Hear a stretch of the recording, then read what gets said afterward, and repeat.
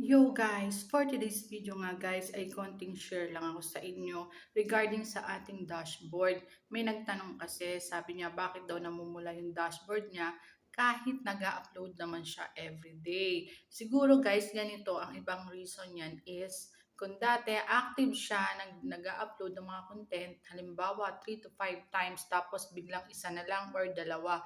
So, hindi naman ibig sabihin ay hindi na siya active. Kumbaga, nabawasan lang yung performance niya. So, yan, napapansin talaga yan ni algorithm or ni Meta, yung mga pagbabago na yan. Kung mapapansin nyo guys, kapag naman naging active na ulit kayo, is babalik yung color green ng ating dashboard. Kaya kailangan talaga lahat ng activities kay Meta ay inyong sinasalihan.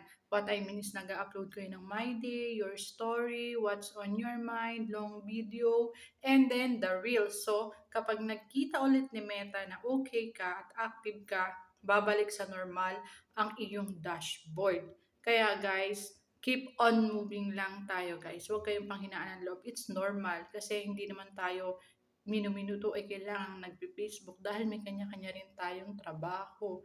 Kaya guys, so ngayon kung nakita mo na kulay red ang iyong dashboard, tuloy mo lang.